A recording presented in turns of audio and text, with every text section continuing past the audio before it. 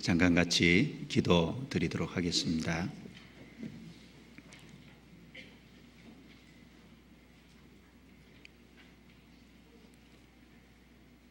은혜로우시고 자비로우신 우리 아버지 하나님, 우리를 구원해 주시고 썩지 않고 더럽지 않고 쇠하지 아니하는 영광스러운 기업을 약속해 주시고 소망 가운데 매일매일을 살 수 있도록 도와주신 은혜를 진심으로 감사를 드립니다.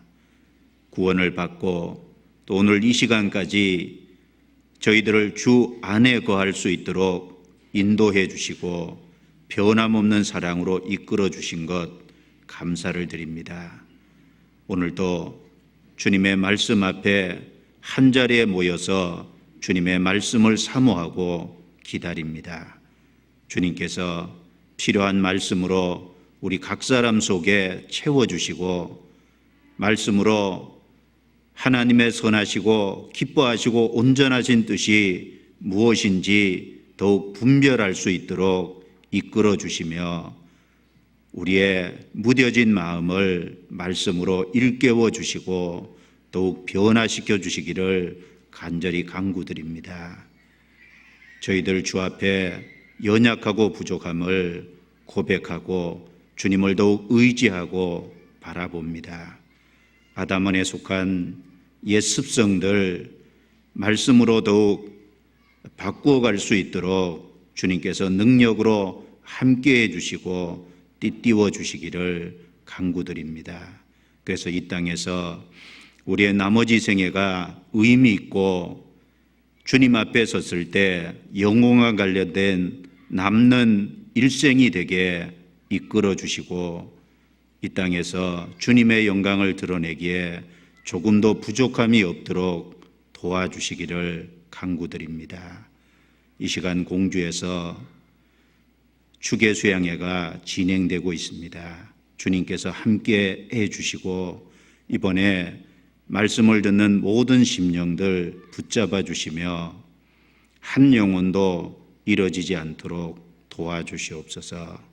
말씀을 대언하는 목사님들과 함께 하셔서 그 입술에 능력의 말씀을 허락하셔서 강팍한 마음들을 깨뜨려 주시고 하나님 앞에 굴복되고 구원을 받을 수 있도록 역사해 주심으로 주님께 영광이 돌아갈 수 있도록 도와주시옵소서.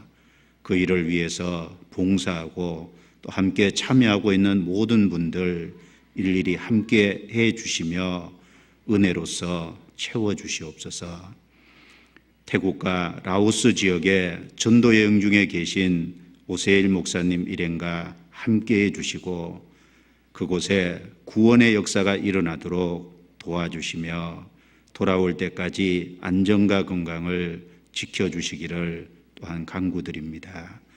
이 시간 이 자리에 함께하지 못한 성도들 어느 곳에 있든지 일일이 도와주시고 함께해 주시옵소서. 우리를 구원해 주신 예수님 이름으로 기도드리옵니다. 아멘. 성경 누가복음 17장을 찾도록 하겠습니다. 누가복음 18장입니다. 죄송합니다. 누가복음 18장.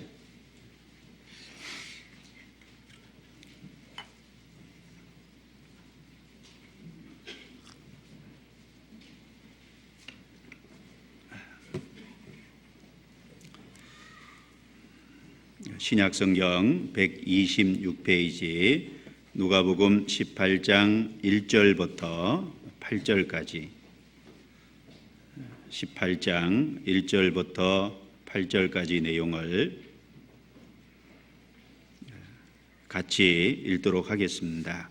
항상 기도하고 낭망치 말아야 될 것을 저희에게 비유로 하여 가라사대 어떤 도시에 하나님을 두려워 아니하고 사람을 무시하는 한 재판관이 있는데 그 도시에 한 과부가 있어 자주 그에게 가서 내 원수에 대한 나의 원한을 풀어주소서 하되 그가 얼마 동안 듣지 아니하다가 후에 속으로 생각하되 내가 하나님을 두려워 아니하고 사람을 무시하나 이 과부가 나를 번거롭게 하니 내가 그 원한을 풀어주리라.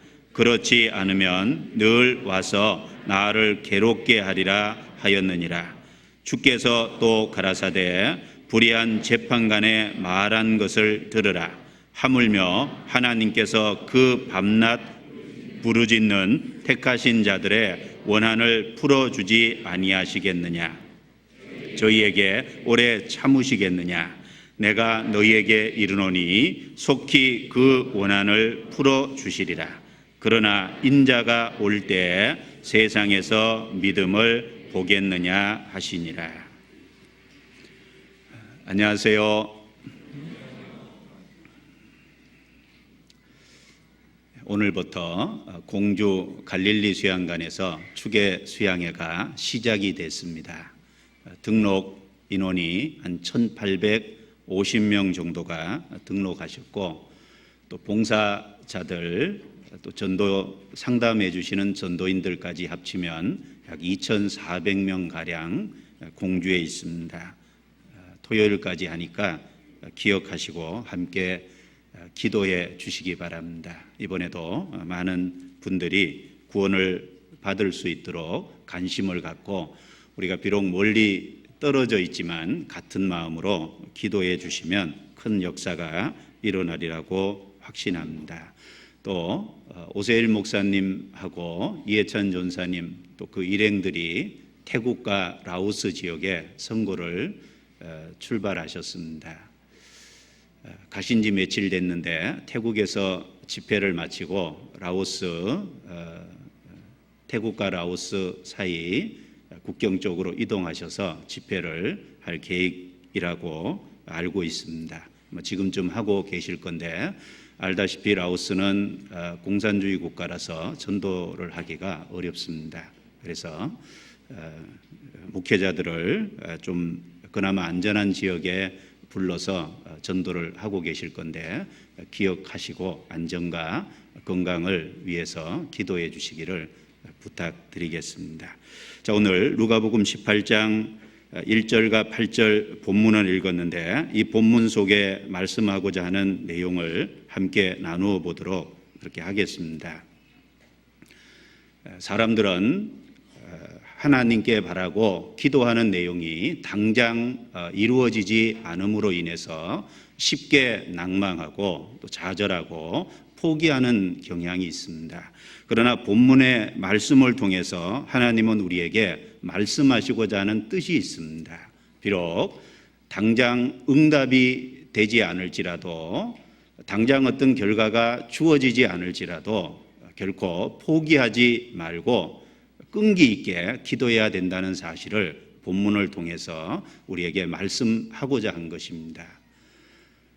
불의한 재판관에게 강청하는 한 과부의 모습을 통해서 우리에게 어떤 자세로 세상을 살아야 될지, 하나님이 바라시는 믿음이 무엇인지를 우리에게 말씀하고자 한 것입니다. 8절을 먼저 보도록 하겠습니다. 8절 제가 다시 읽겠습니다. 내가 너희에게 이르노니 속히 그 원한을 풀어주시리라. 그러나 인자가 올 때 세상에서 믿음을 보겠느냐 하시니라.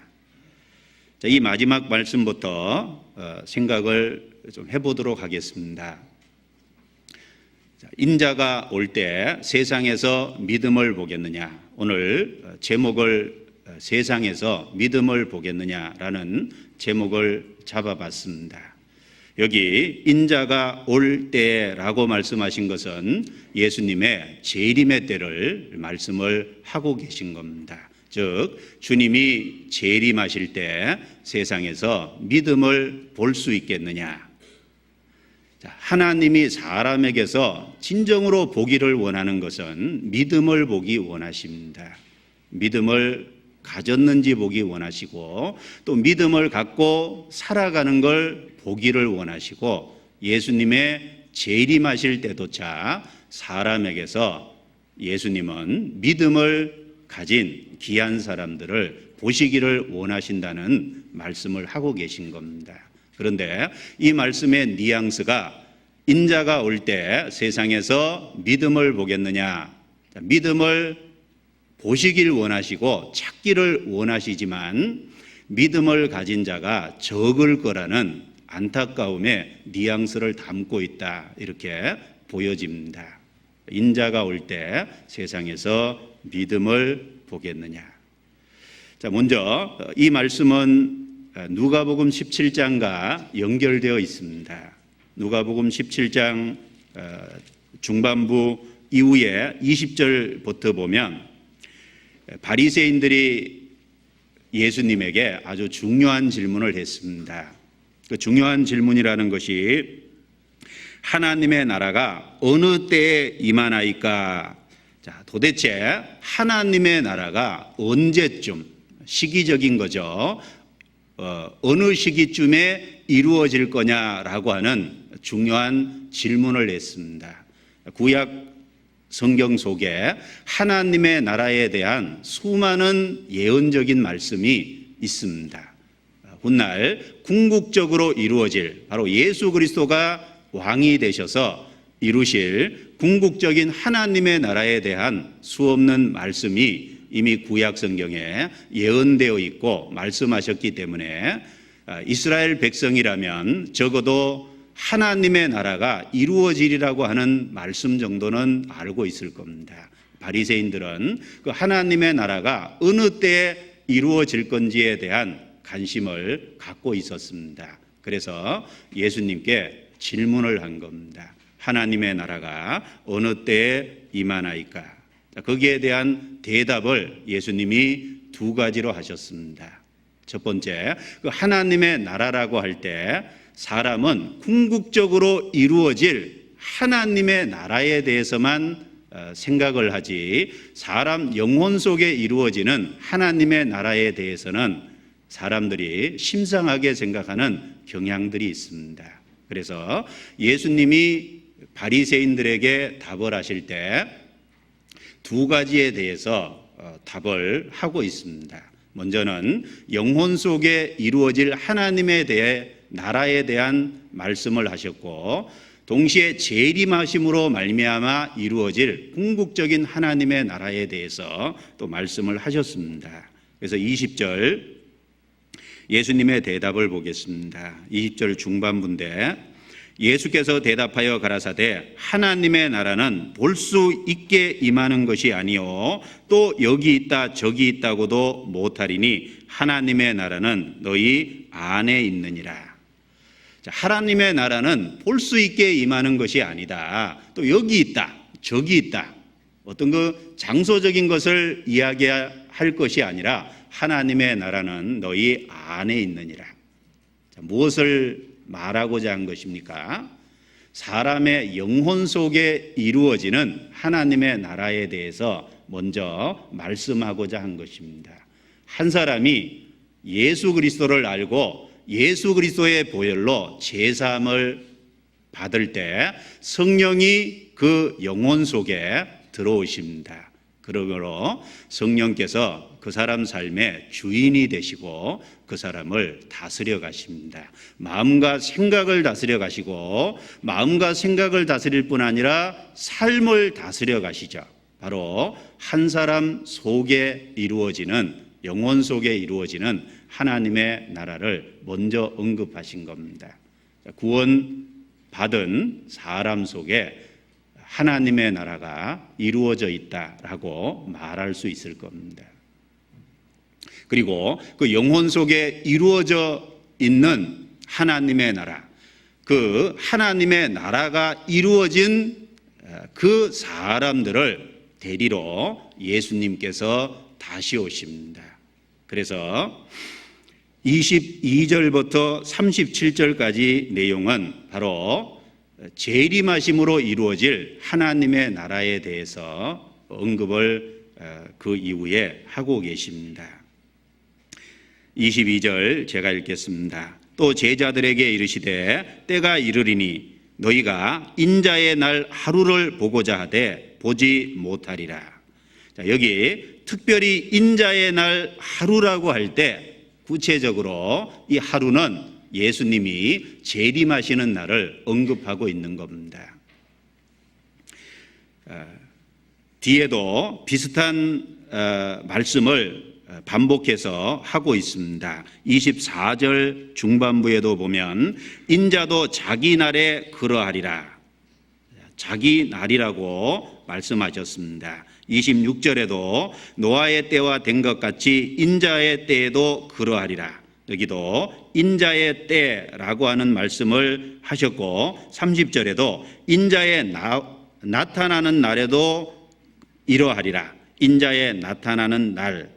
자, 인자의 날 하루, 인자도 자기 날에 인자의 때, 인자의 나타나는 날, 그날 이런 여러 가지 표현들, 말씀들을 통해서 예수님이 재림하신다는 걸 구체적으로 얘기합니다. 바로 영혼 속에 하나님의 나라가 이루어진 사람, 즉 구원을 받은 사람이 재림하심으로 궁극적으로 이루실 바로 그리스도께서 왕이 되시고 구원받은 사람이 그 하나님의 나라의 백성이 되는, 그래서 궁극적인 하나님의 통치가 완전하게 이루어지는 그 하나님의 나라에 참여하게 될 것을 말씀하신 겁니다. 그래서 그 주님 재림하심으로 이루어질 하나님의 나라를 긴 말씀을 통해서 하셨습니다. 그리고 누가복음 18장에도 그와 연결된 내용이다 이렇게 생각하시면 될 겁니다. 바로 같은 장소에서 베풀어진 교훈이다라고 받아들일 수 있습니다. 그래서 8절에 내가 너희에게 이르노니 속히 그 원한을 풀어주시리라. 그러나 인자가 올 때, 바로 누가복음 17장 반복해서 말씀하신 재림의 때를 이야기하고 있습니다. 바로 그 인자가 올 때 세상에서 믿음을 보겠느냐. 자, 안타까운 말씀이죠. 자, 우리는 이 말씀을 통해서 여러 가지를 좀 생각해 볼 수 있다라는 겁니다. 자, 먼저 인자가 올 때 세상에서 믿음을 보겠느냐라는 말씀을 통해서 하나님이 세상에서 진정으로 보기 원하는 것이 무엇일까? 그걸 우리가 생각해 볼 수 있습니다. 하나님이 세상에서 진정으로 찾기를 바라고 보기를 원하시는 것은 믿음을 보기를 원하신다라는 것을 우리가 알 수 있는 겁니다. 자, 예수님께서 재림하실 때 부자의 보물을 보기 원하시는 것이 아닙니다. 예수님이 이 땅에 다시 들어오실 때 건세자의 건세를 보고 명예를 얻은 그 사람들을 찾으시는 것이 아닙니다.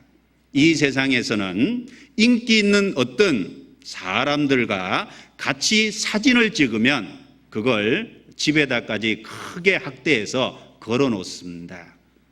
세상에서는 그런 사람들을 찾을지 모르지만 예수님이 들어오실 때 건세자도 명예자도 인기 있는 사람들도 또 이 세상에서 사람들이 살아가면서 이루어 놓은 문화유산을 보기를 원하는 것도 아니고 사람들이 살아가면서 사람들의 지혜와 능력을 동원해서 많은 업적을 이뤄놨는데 그 업적물들을 보시기를 원하시는 것도 아니라는 겁니다. 인자가 올 때 세상에서 믿음을 보겠느냐. 예수님이 오실 때 세상에서 진심으로 보기 원하는 것이 있다면 믿음을 가진 자를 보기 원하신다는 겁니다. 바로 귀한 믿음, 참된 믿음을 소유한 자를 찾으신다는 것을 우리는 이 말씀을 통해서 생각해 볼 수 있습니다. 바로 참 믿음, 온전한 믿음을 가진 사람을 하나님은 지금도 찾고 계시고 주님이 재림하실 때도 하나님은 그런 사람을 찾기를 원하신다는 겁니다. 바로 그런 사람들이 하나님이 찾으시는 진주와 같은 존재다라고 말할 수 있습니다. 역대하 여기 접고 오늘 본문입니다. 역대하 16장을 찾겠습니다. 역대하 16장.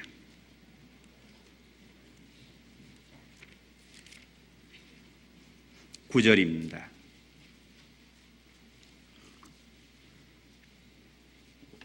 역대하 16장 9절.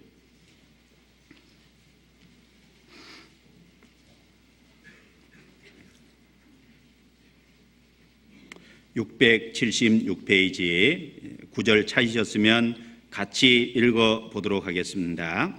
여호와의 눈은 온 땅을 두루 감찰하사 전심으로 자기에게 향하는 자를 위하여 능력을 베푸시나니 이 일은 왕이 망령되이 행하였은즉 이후부터는 왕에게 전쟁이 있으리이다 하매.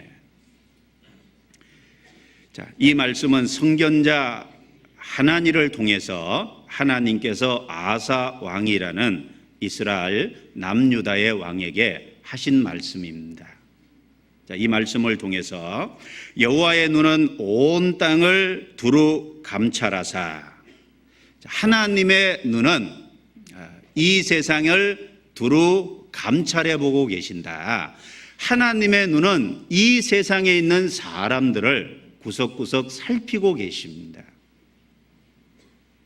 5대양 6대주 이 지구 안에 살고 있는 사람들을 하나님의 눈은 두루 살피시고 감찰하시고 계십니다. 그 이유가 뭡니까? 무엇을 찾으시려고 살피고 감찰하시고 계실까요? 바로 전심으로 자기에게 향하는 자들을 찾으시기 위해서 살피시고 감찰하시고 계시다는 겁니다. 하나님의 눈은 그런 사람들을 찾고 바로 그 믿음을 소유한 사람들을 찾아서 그에게 능력을 베풀어 주시고 바로 그 사람을 통해서 하나님의 역사를 이루십니다. 하나님의 눈은 온 땅을 두루 감찰하고 살피시는데 믿음을 가진 사람을 찾고 계시다는 걸 생각하셔야겠습니다. 하나님은 하늘에서 살피실 때 역사 속에서 믿음을 가진 사람을 항상 찾아오셨다. 어느 시대, 어느 상황에서든지 믿음을 가진 사람을 하나님은 귀하게 보신다는 것을 생각해 볼 수 있습니다. 에녹이라는 사람은 그 시대 수많은 사람들이 타락의 길을 걸어가고 있을 때 하나님을 기쁘시게 하는 자라는 증거를 얻은 인물이다 라고 히브리서에 말씀하고 있습니다. 에녹이 하나님을 기쁘시게 하는 자라는 증거를 얻은 이유가 무엇입니까?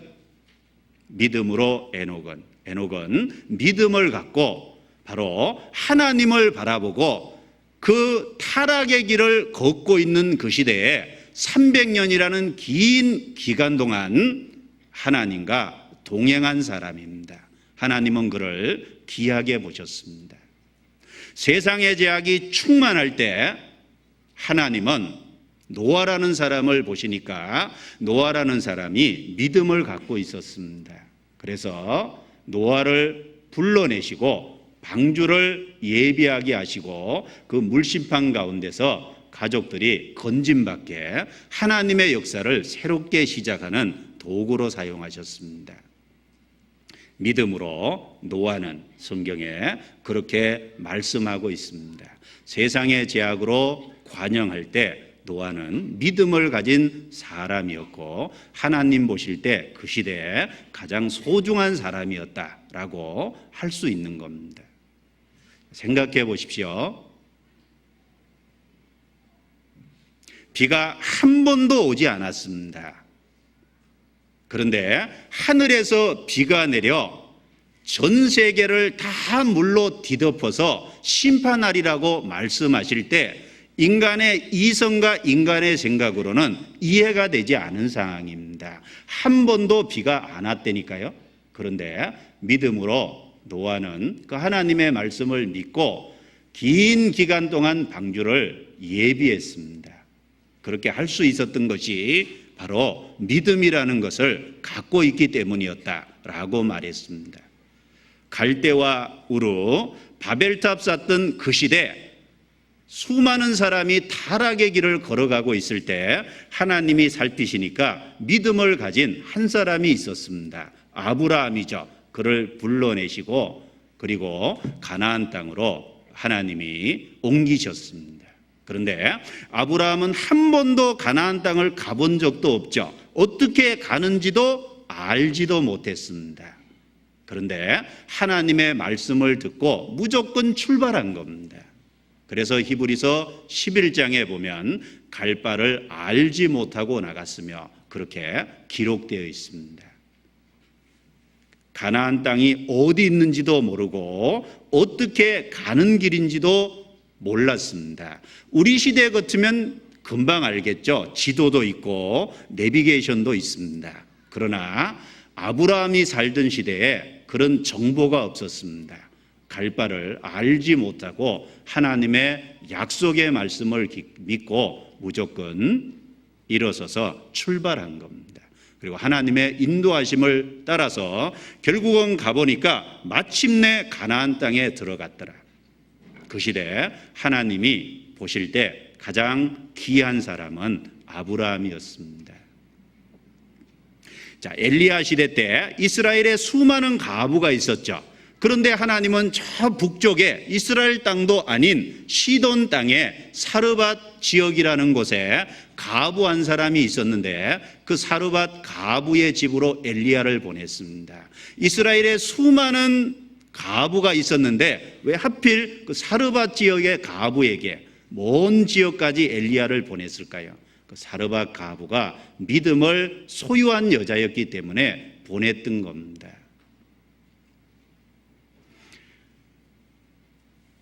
예수님이 이 땅에 오실 때 마리아라는 예수님을 낳은 그 여자가 어머니가 됐기 때문에 복된 게 아니라 바로 마리아가 믿은 여자이기 때문에 복되다 이렇게 말한 겁니다. 사내를 경험한 적이 없죠. 하나님의 말씀에 능치 못하심이 없느니라.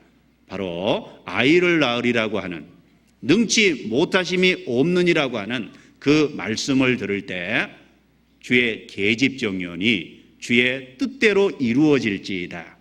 그대로 순종했습니다. 바로 믿은 여자에게 복이 있도다. 그렇게 되어 있습니다. 하나님은 과거에도 그랬고 역사 속에 계속해서 그랬고 주님이 이 땅에 다시 들어올 때까지도 바로 믿음을 가진 사람을 찾으신다는 사실을 이 세상의 다른 어떤 것도 아닙니다. 바로 믿음을 가진 사람을 찾으시고 계시다는 걸 우리의 마음속에 일깨워야 됩니다. 인자가 올 때 세상에서 믿음을 보겠느냐? 바로 믿음을 찾고 계십니다. 자, 우리 시대 세상을 둘러보십시오. 사람들이 엄청난 일들을 해놨습니다. 엄청난 구조물들이 있고 수백 층의 고층 빌딩들이 있고 엄청난 역사를 이루어 놨습니다. 그러나 주님이 들어오실 때 인간들이 이루어 놓은 그 업적물들을 보기 원하는 게 아니라 한 사람 한 사람에게서 믿음을 가진 사람을 찾으신다는 겁니다. 인자가 올 때 세상에서 믿음을 보겠느냐? 두 번째는 그 말씀을 통해서 믿음의 가치가 얼마나 중요한 것이냐라는 것을 생각해 볼 수 있죠. 예수님이 세상에 들어오실 때 믿음을 가진 사람들을 찾는다고 하는 그 말씀을 통해서 믿음의 가치가 얼마나 중요한 것인지 우리 마음에 새삼스럽게 일깨워 준다라고 말할 수 있습니다. 믿음은 소중한 것이고 믿음의 가치는 이 세상의 어떤 것과 비교할 수 없는 중요한 것이다 라고 말할 수 있습니다. 구약성경 잠언을 보겠습니다. 잠언 8장입니다. 잠언 8장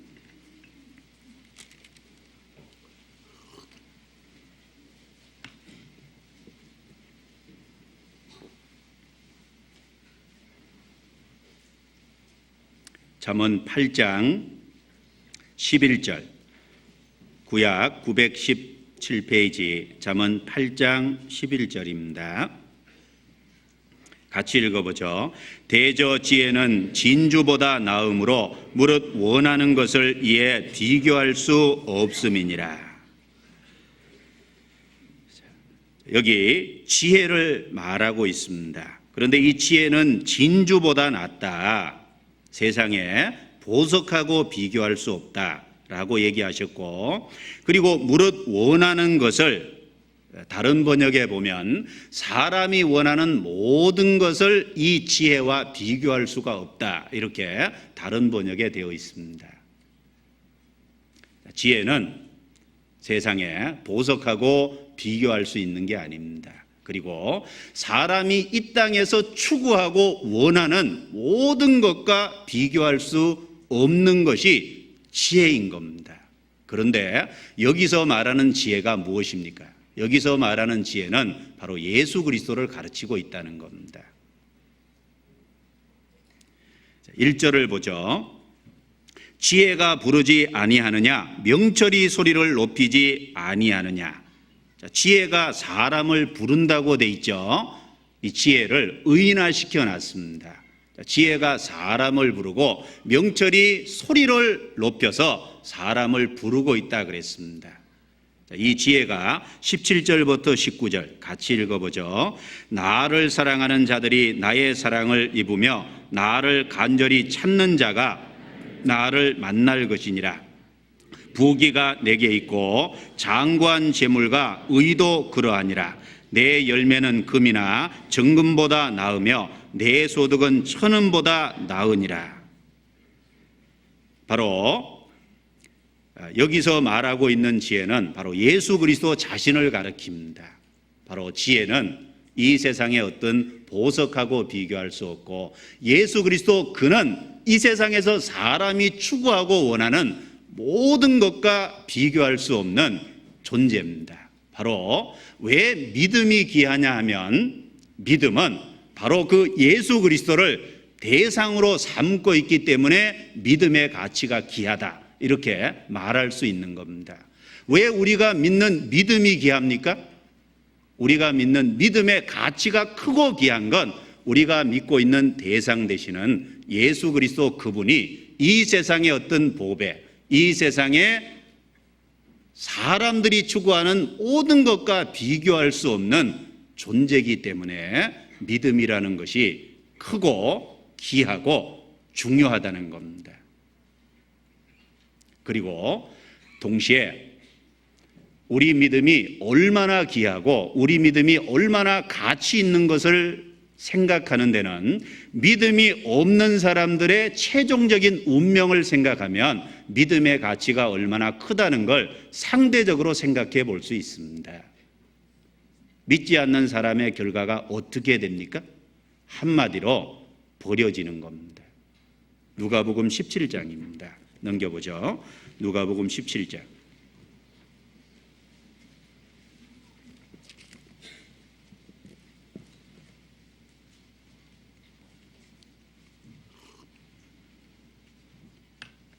누가복음 17장, 예수님이 재림하심으로 이루어질 궁극적인 하나님의 나라를 언급하셨는데, 재림하시면 어떤 결과가 이루어지는지 34절 35절을 통해서 생각을 해보겠습니다. 같이 읽어보죠.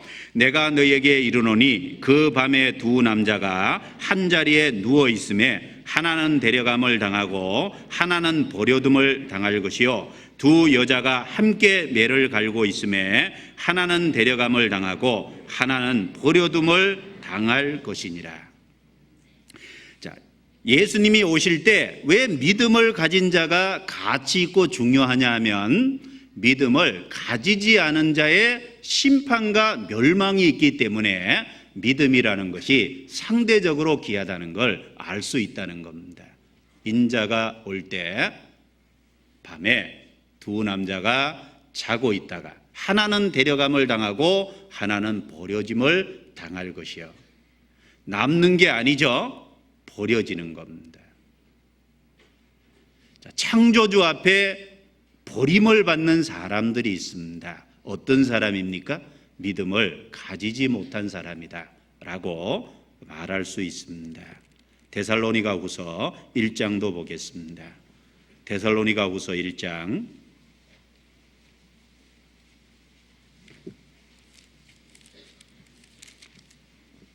334페이지입니다. 1장 찾으셨으면 7절부터 10절까지 같이 읽어보겠습니다. 환난 받는 너희에게는 우리와 함께 안식으로 갚으시는 것이 하나님의 공이시니 주 예수께서 저의 능력의 천사들과 함께 하늘로부터 불꽃 중에 나타나실 때 하나님을 모르는 자들과 우리 주 예수의 복음을 복종치 않는 자들에게 형벌을 주시리니 이런 자들이 주의 얼굴과 그의 힘의 영광을 떠나 영원한 멸망의 형벌을 받으리로다. 그날에 강림하사 그의 성도들에게서 영광을 얻으시고 모든 믿는 자에게서 기여김을 얻으시리라. 우리의 증거가 너희에게 믿어졌습니다. 자, 예수님께서 능력의 천사들과 함께 하늘로부터 불꽃 중에 나타나실 때, 자, 이걸 다른 표현으로 하면 인자가 올 때라는 겁니다. 바로 예수 그리스도께서 이 세상에 들어오실 때 하나님을 모르는 자들과, 하나님을 모른다는 건 아예 하나님께 관심이 없는 사람입니다. 우리 주 예수의 복음을 복종치 않는 자들에게, 하나님은 안다고 하지만, 믿는다고 하지만 그리스도를 통해서 우리 죄를 용서하신 십자가에서 이루신 복음을 안 받아들이는, 복종치 않는 게 안 믿는 거죠. 바로 구원받지 못한 그 복음을 복종치 않는 자들에게 형벌을 주시리니, 그리고 그 형벌이 영원한 멸망의 형벌을 받으리로다. 그런데 그 형벌이 영원하다는 겁니다. 단지 1000년의 기간이 아니고, 단지 한 10,000년 있다 나오는 게 아니고, 그 형벌의 기간이 영원하다는 겁니다. 영원한 멸망의 형벌을 받으리로다. 그리스도가 나타나실 때 믿지 않는 사람의 결국이 그렇습니다. 거기에 비해서 10절에 그날에 강림하사 그의 성도들에게서 영광을 얻으시고 모든 믿는 자에게서 기여김을 얻으시리라. 바로 그리스도께서 믿는 사람에게 존귀하게 될 겁니다. 바로 우리의 증거가 너희에게 믿어졌습니다. 바로 믿은 사람의 결국과 믿지 않는 사람의 결국을 대비하심으로 인해서 믿음의 가치가 얼마나 중요한지 우리가 마음속의 세상 일깨워 볼 수 있습니다. 그래서 히브리서 2장 3절에 보면 너희가 이같이 큰 구원을 등한히 여기면 어찌 피하리요? 라고 말씀하셨습니다. 구원이 크다는 건 가치 면에서 크다는 거죠. 구원이 뭐 크고 작은 게 있겠습니까? 가치 면에서 이 세상의 어떤 것과 비교할 수 없다라는 얘기입니다. 이같이 큰 구원을 등한히 여기면 어찌 피하리요? 이 구원은 처음에 주로 말씀하신 바요, 예수님께서 말씀하신 거고, 들은 자들이 우리에게 확증한 바니 바로 주님께 배우고 들은 사도들이 확증한 겁니다. 그럴 뿐 아니라 하나님도 여러 가지 이적과 기사와 능력과 성령으로 자기 뜻을 따라 나눠주신 것으로서 증거한 것이 바로 구원이다 라고 말하고 있는 겁니다. 우리는 그 큰 구원을 받은 사람들입니다.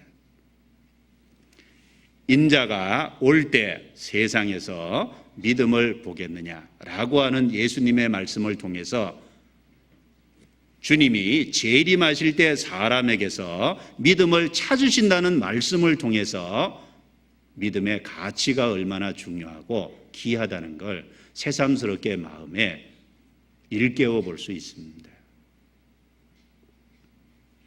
그리고 그 말씀의 뉘앙스가 믿음을 찾고 믿음을 가진 자를 보기를 원하시지만 세상에서 믿음을 보겠느냐라고 하는 의문형으로 되어 있다는 것을 통해서 믿음을 가진 자가 적을 거라는 안타까움의 말씀인 걸 생각해 볼 수 있습니다. 그걸 통해서 참 믿음, 바른 믿음이 소중하다라는 걸 또 일깨워 보는 것이 필요하다고 생각합니다. 믿음은 믿음인데 바른 믿음이 소유한 거죠. 성경에 보면 사도행전 2장에 행함이 없는 믿음은 허탄한 믿음, 헛된 믿음이라고 얘기했습니다. 디모데전서 1장에는 파손된 믿음도 있다 그랬죠. 입으로는 시인하지만 중심에서 받아들이지 않는 거짓된 믿음도 있다 그랬습니다. 다른 복음, 다른 예수, 다른 영 분명히 있다고 말했습니다. 바로 믿음을 보겠느냐라고 하는 말씀을 통해서 재림의 때가 가까우면 가까울수록 바른 믿음이 무엇인지 더욱 생각해 봐야 될 시점입니다. 왜? 예수님께서 오실 때 자기가 심으시지 않은 거짓된 것은 다 뽑을 것이기 때문에 그렇습니다. 마태복음 15장입니다. 마태복음 15장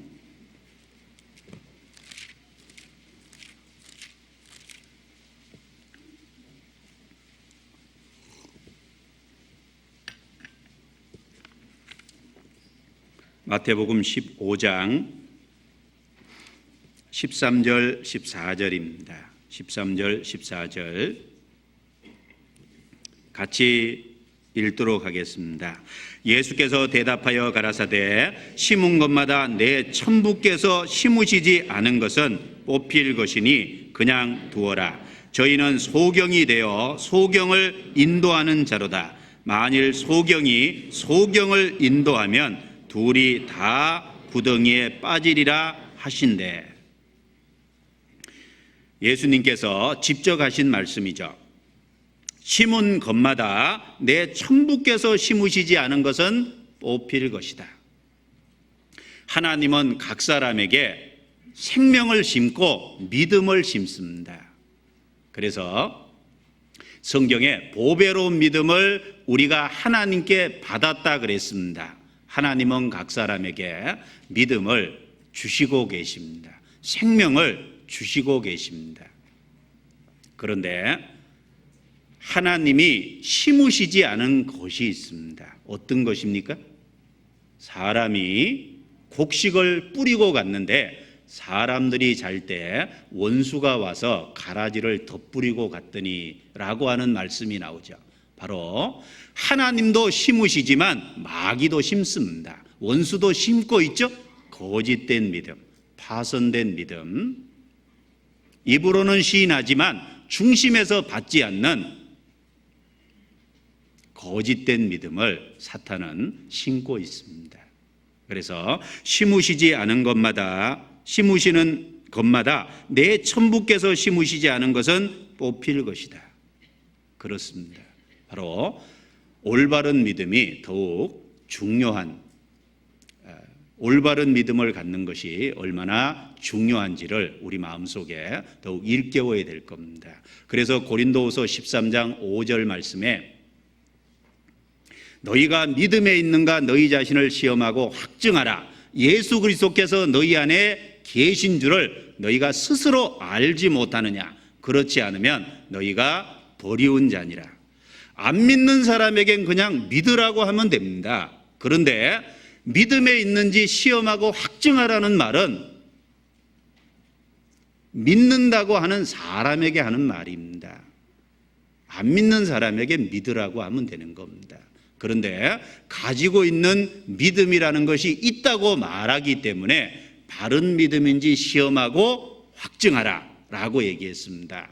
그리고 예수 그리스도께서 너희 안에 계신 줄을 알지 못하느냐. 그렇지 않으면 너희가 버리운 자니라. 버리운 믿음도 있다는 걸 우리에게 말하고 있습니다. 참으로 하나님이 계신다는 걸 하고 있는지, 그리고 성경이 하나님께로 온 말씀이라는 걸 마음에 확신하고 있는지, 바로 내 자신의 연약함을 인정하고 그리스도께서 십자가의 내 죄를 다 용서하심으로 내 죄가 예수님의 피로 말미암아 용서됐다고 하는 확신이 있는지, 그 확신이 마음속에 분명히 있어야 될 겁니다. 그리고 우리 시대는 거짓된 가르침이 세상에 판을 치고 있습니다. 잠깐만 주변을 바라보면 온통 거짓된 가르침 투성이다, 이렇게 말해도 지나치지 않습니다. 구원받은 사람을 무너뜨리려고 하는 잘못된 이단적인 가르침이 너무너무 많이 있다는 겁니다. 우리는 우리 자신을 지켜서 그 거짓된 믿음 가운데 빠지지 않도록 스스로를 잘 또한 지켜야 합니다. 예수 그리스도의 피를 귀중하게 여기고 예수 그리스도를 높이지 않는 가르침은 다 거짓된 겁니다. 그리스도의 피로만 구원을 받는 겁니다. 이 시대에만 가르쳐지고 있는 잘못된 가르침들을 받아들이는 건 옳지 않습니다. 예수 그리스도 때부터 지금까지 가르쳐온 보편적인 가르침을 따르고 그 가르침을 믿고 받아들여야 됩니다. 찬송가를 놓고 펼쳐서 한번 찬송가 가사를 보면 그리스도의 보혈로 구원을 받지 그거 외에 다른 것으로 구원받는다고 하는 이야기는 그 어디에도 없는 겁니다. 거짓된 가르침, 그 거짓된 것에서 우리 자신을 스스로 지켜야 됩니다. 왜? 인자가 올 때 세상에서 믿음을 보겠느냐.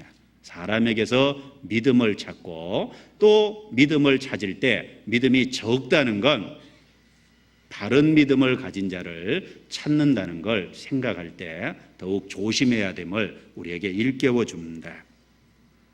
자, 이런 말씀을 쭉 드리면 믿음을 갖고 있지만 연약한 분들이 불안해하는 경우가 있어요. 믿음을 점검해보라, 믿음을 확증해보라, 이렇게 말을 하면 아직 연약한 분들이 그리스도의 보혈로 제사함의 확신을 갖고 있지만 마음에 불안함을 느끼고 마음에 어떤 여러 가지 문제가 생기는 경우들이 있습니다.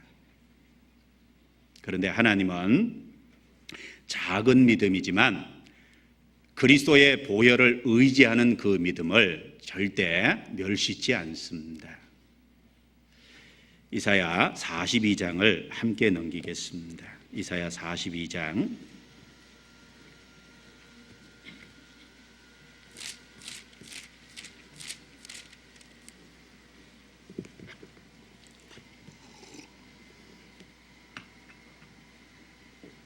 이사야 42장 1절부터 4절까지 같이 읽겠습니다.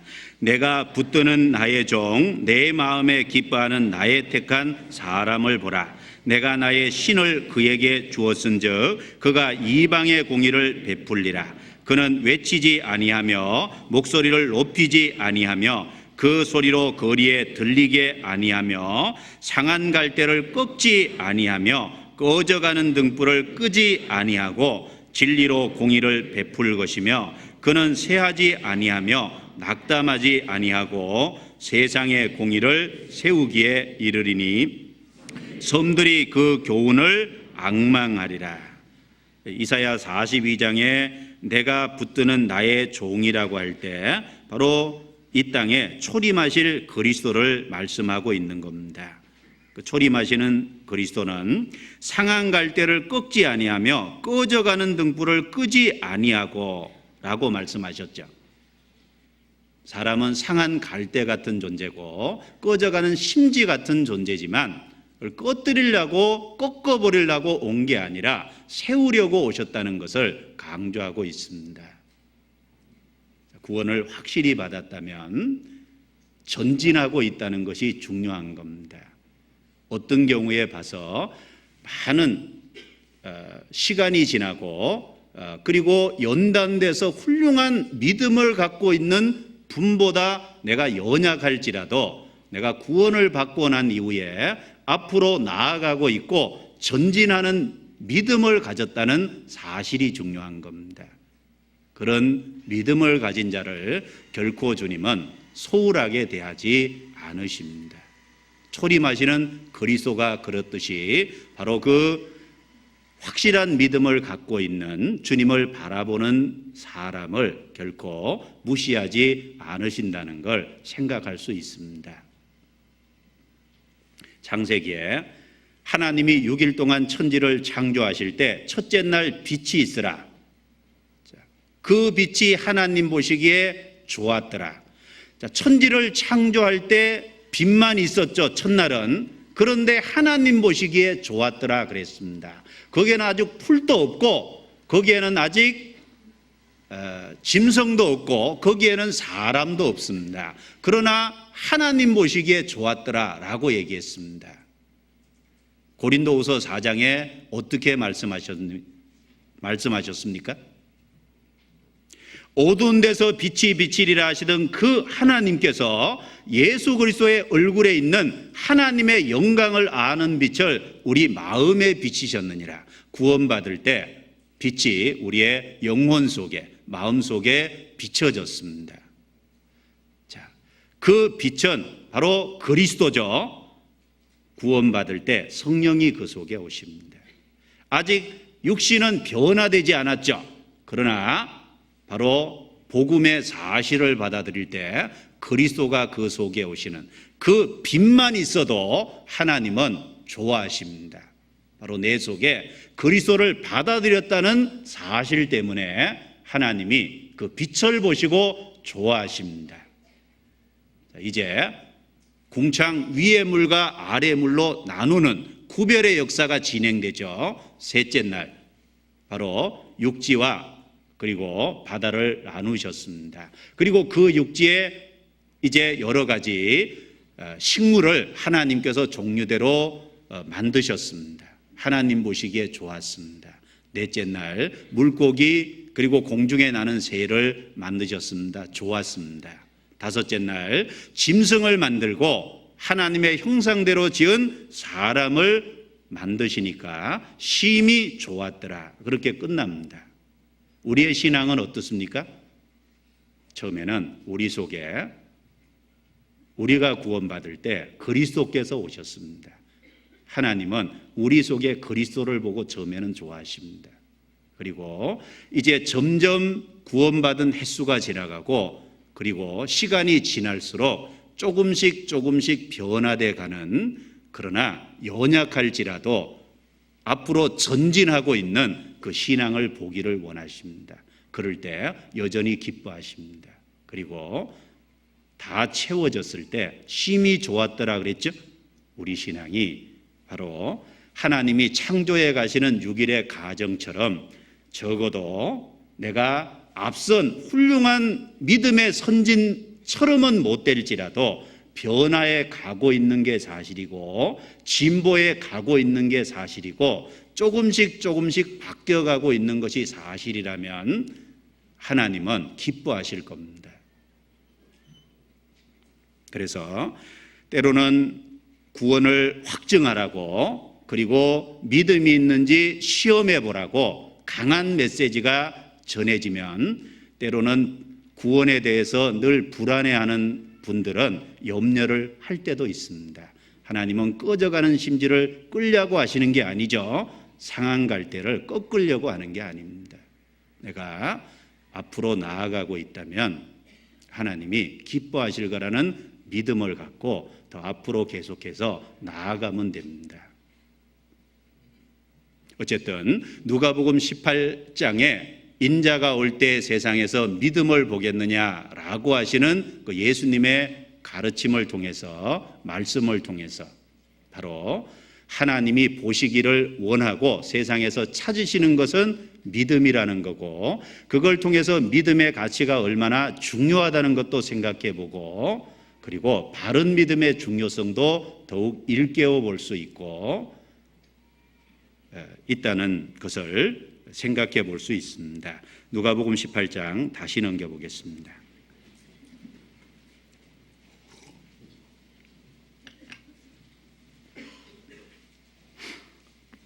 자, 이 누가복음 18장 8절 마지막 부분, 누가복음 17장과 연결해서 재림의 때에 주님이 무엇을 찾으시는지 먼저 말씀을 드렸습니다. 자, 그런데 중간에 내용이 있죠. 여기 내용 속에는 한 가부가 나옵니다. 남편을 어떻게 해서 잊어버렸는지는 잘 모르겠고 자식이 있는지 없는지도 잘 모르지만 여기 가부에게 분명한 것은 간절히 그 마음속에 원한을 갖고 있는 가부라는 사실입니다. 내 원수에 대한 나의 원한을 갚아주소서 그랬죠. 가부는 원한을 갖고 살고 있었습니다. 그리고 이 가부는 원수가 있고 그 원한이 있는데 그것이 마음에 그 원수를 갚는 것이 이루어져야 마음에 기쁨이 있을 텐데 이것을 자기 스스로 이룰 수는 없었습니다. 그래서 그 원한을 이루어 줄 수 있는 위치에 있는 재판관을 찾아가서 재판관에게 강청을 했습니다. 내 원수에 대한 나의 원한을 갚아달라고. 여기 자주라고 나와 있죠. 3절에 보면 그 도시에 한 가부가 있어 자주 그에게 가서 반복적으로 자주 가서 부탁을 했습니다. 그런데 그 재판관은 불의한 재판관입니다. 하나님을 두려워 않죠. 사람을 무시하는 재판관입니다. 이 재판관이 처음에는 그 가부의 강청에 별로 관심이 없었습니다. 그리고 귀찮다는 식으로 그 가부가 찾아오면 없다고 그러라고 계속 그랬을지도 모릅니다. 그러나 이 가부는 끈질기게 자주 찾아갔습니다. 얼마 동안 이 재판관이 들어주지 않다가 속으로 생각을 했습니다. 야, 이렇게 계속 가다가는 내가 너무 시달려서 못 살겠구나. 그래서 저 여자가 부탁하는 걸 들어줘야지, 안 들어주면 귀찮아서 번거로워서 안 들겠다고 마음에 생각하고 그 가부의 원한을 풀어줬다라고 말을 하고 있습니다. 자, 이 불의한 재판관에게 강청하는 가부의 모습을 통해서 항상 기도하고 낭망치 말아야 될 것을 우리에게 말하고 있습니다. 바로 인자가 올 때 세상에서 믿음을 보겠느냐. 구체적으로는 바로 불의한 재판관에게 가서 강청하는 가부와 같은 믿음을 가진 사람을 찾기를 원하시는데 그런 사람을 많이 볼 수 있겠느냐라는 뉘앙스의 말씀입니다. 즉 하나님이 우리에게서 보기를 원하시는 믿음이 어떤 믿음입니까? 확실히 구원을 받았을 뿐 아니라 바로 불의한 재판관에게 가서 날마다 강청하는, 거절을 당해도 끈기 있게 나아가서 부탁하는 그 가부와 같은 믿음을 가진 사람을 주님이 오실 때 찾기를 원하시고 그런 믿음의 소유자를 보기를 원하신다는 말씀을 우리에게 하고 있는 겁니다. 그래서 이 불의한 재판관에게 강청하는 가부의 모습을 통해서 하나님이 우리에게 보기를 원하는 믿음이 무엇인지 몇 가지 말씀드려 보겠습니다. 첫 번째는 이 가부에게는 원수가 있었죠. 그리고 그 원수에 대한 원한을 가지고 살았습니다. 자, 하나님은 어떤 그리스도인을 원합니까? 원한을 갖고 사는 그리스도인을 원한다. 이렇게 말씀드릴 수 있다는 겁니다. 오해 마십시오. 어떤 분은 자기 개인적인 복수를 얘기하는 게 아닙니다. 하나님은 개인적인 복수는 악하다고 말씀하셨습니다. 마태복음 5장 44절에는 원수를 사랑하고 핍박하는 자를 위하여 기도하라 그랬죠? 이건 개인적인 원수를 얘기하는 것이 아닙니다. 그리고 로마서 12장에는 할 수 있으면 모든 사람으로 평화하라라고 분명한 메시지를 주고 계십니다. 로마서 12장 넘겨보겠습니다. 넘겨보죠. 로마서 12장.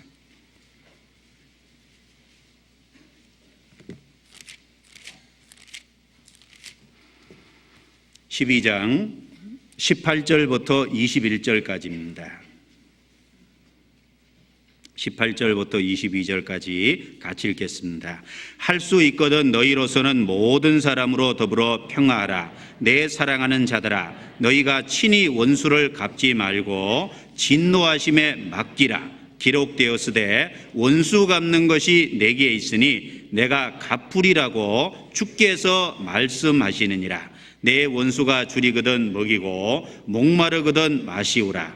그리함으로 내가 숯불을 그 머리에 쌓아 놓으리라. 악에게 지지 말고 선으로 악을 이기라.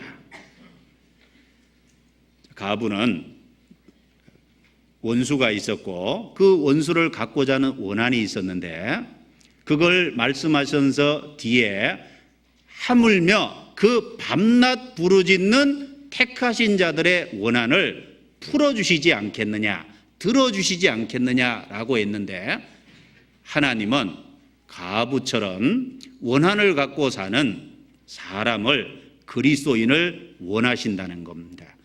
바로 원한을 갖고 사는 그런 믿음을 가진 그리스도인을 하나님은 다시 오실 때 보기를 원하십니다.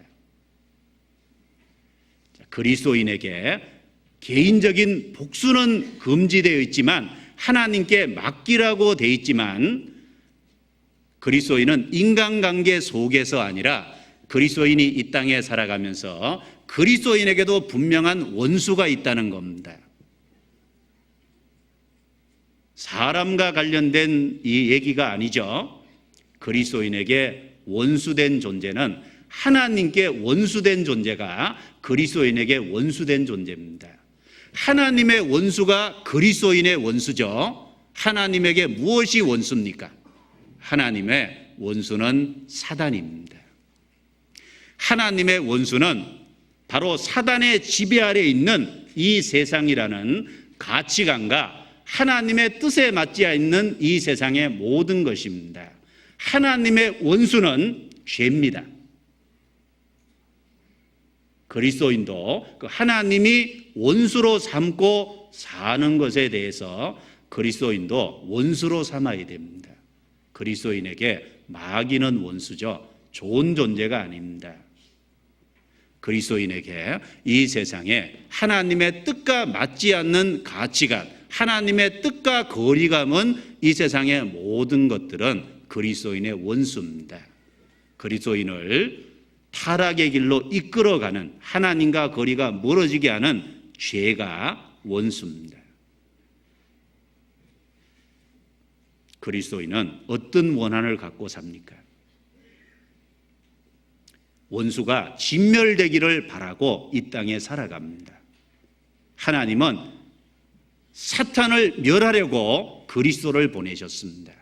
우리는 사탄이 마지막 결국 최종적으로 패하고 사탄이 멸망 가운데 들어가기를 보기를 원해야 될 겁니다. 사모하는 마음이 있어야 될 겁니다. 이 세상에 사탄의 지배 아래 있는 이 세상을 그리스도인의 원수입니다. 그리스도인은 죄에 대해서 원한을 갖고 살아야 됩니다. 죄가 좋은 게 아닙니다. 죄를 원수처럼 생각하고 살아야 되는 것이 틀림없다는 겁니다. 성경 몇 구절 찾아보겠습니다. 누가복음 10장입니다. 누가복음 10장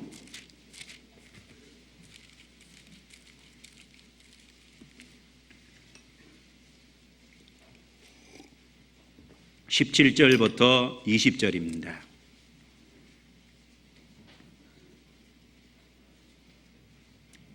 10장 17절부터 19절까지만 같이 읽어보겠습니다. 70인이 기뻐 돌아와 가로되 주여 주의 이름으로 귀신들도 우리에게 항복하더이다. 예수께서 이르시되 사단이 하늘로서 번개같이 떨어지는 것을 내가 보았노라. 내가 너희에게 뱀과 정갈을 밟으며 원수의 모든 능력을 제어할 권세를 주었으니 너희를 해할 자가 결단코 없으리라. 예수님이 70명의 제자를 전도하러 보냈고 그 70명의 제자가 전도하고 돌아와서 귀신들이 자기에게 항복하더라고 기뻐서 전도의 결과를 예수님께 보고했습니다. 예수님께서 사단이 하늘로서 번개같이 떨어지는 것을 내가 봤다. 그리고 결국 귀신들이 너희에게 항복하는 것도 바로 제어할 권세를 주었으니 그랬죠. 내가 준 권세라는 걸 말하고 있는 겁니다. 그러면서 여기 사단을 원수라고 표현하셨다는 겁니다. 하나님은, 예수님은 사단을 원수라고 했습니다. 창세기 3장에 보면 아담이 범죄한 이후에 창세기 3장 15절에 예수님께서 뱀의 뒤에서 역사한 마귀를 책망하시면서 너의 후손도 여자의 후손과 원수가 되게 하리니 그랬습니다. 예수님과 원수된, 여자의 후손과 원수된 존재가 누굽니까? 사탄입니다. 그 사탄은 지금도 그리스도인에게 원수라는 겁니다. 원수가 덧뿌리고 갔거나 그랬죠. 바로 가라지를 뿌린 원수는 마귀요 라고 마태복음 13장에 분명히 말하고 있습니다. 사탄은 그리스도인들의 원수입니다. 또한 구원받은 사람들에게 하나님의 뜻과 가치관에 맞지 않는 이 세상에 있는 그리스도인들을 유혹하고 시험하는 모든 그것이 원수다라고 얘기했습니다. 야고보서 4장을 넘겨보겠습니다. 야고보서 4장.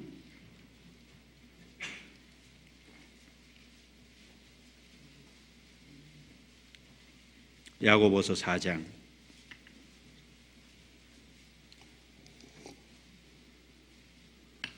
4절입니다.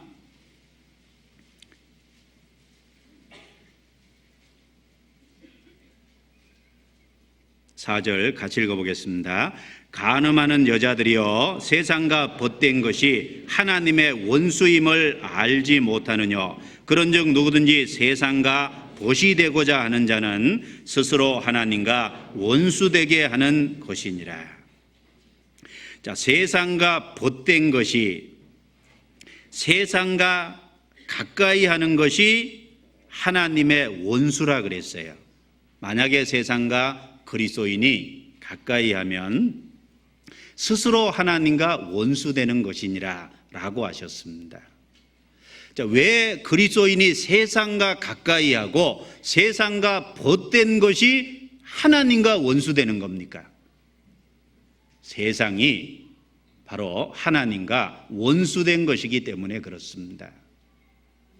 내가 하나님을 가까이 하려면 하나님과 원수된 것을 가까이 하고는 하나님을 가까이 할 수가 없다는 겁니다.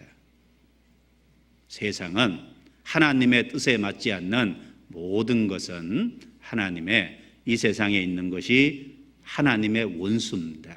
동시에 그리스도인의 원수입니다.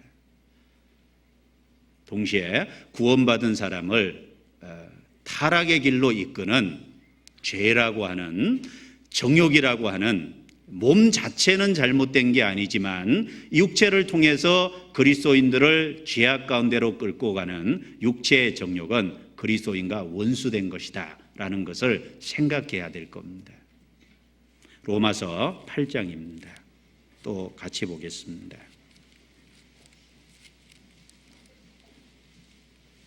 로마서 8장.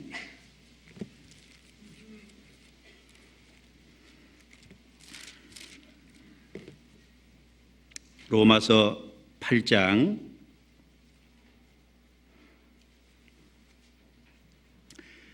찾으셨으면 6절부터 8절까지 또 같이 읽어보겠습니다.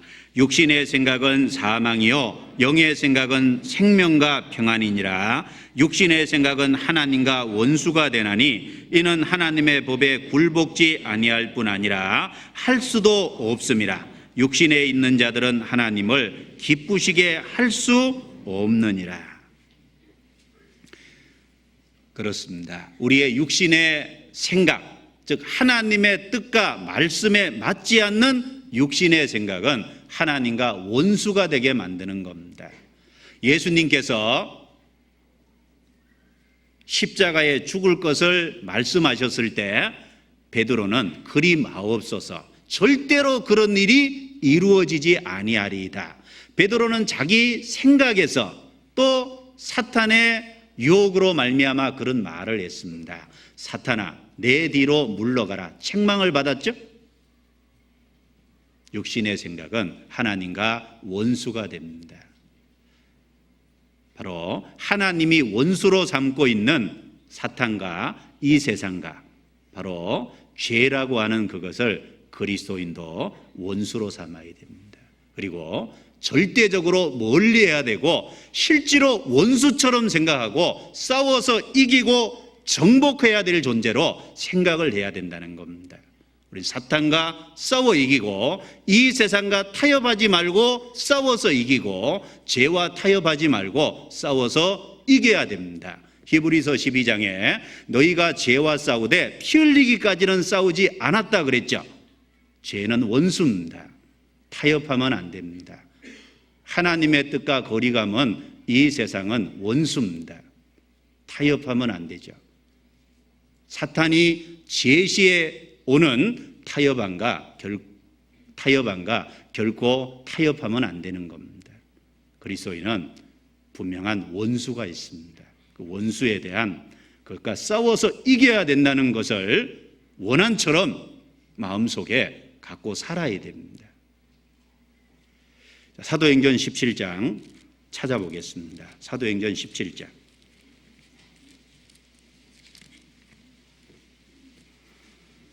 여기 우리가 어떤 한 장면을 통해서 바울의 마음을 조금 생각해 보겠습니다. 사도행전 17장 16절입니다. 16절 17절 같이 읽죠.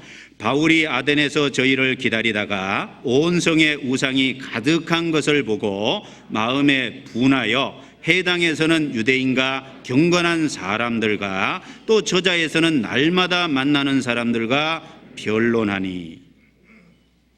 자, 바울 사도가 아테네라는 곳에 전도하러 갔습니다. 그래서 전도하러 가서 그 아테네에서 다른 곳에 떨어져 있는 동역자들이 오기를 기다리고 있었습니다. 그 아테네 성을 다니면서 보니까 온 성에 우상이 가득했습니다. 자, 바울의 마음에 어떤 마음이 생겼다고 되어 있습니까? 마음에 분한 마음이 생겼다고 되어 있습니다. 이것이 원한을 가진 사람의 마음이다. 그렇게 말을 할 수 있을 것이라고 생각합니다. 이 세상을 원수처럼 하나님과 다른 가치관을 갖고 있는 걸 원수처럼 살고 생각하고 살면 하나님과 거리가 먼 세상의 가치관을 보면서 마음에 울분이 올라오고 마음에 속상합니다. 그런데 마음에 아무런 원한을 갖고 살지 않으면 그냥 보고 그냥 그런 겁니다. 마음에 아무런 생각도 없게 돼 있어요.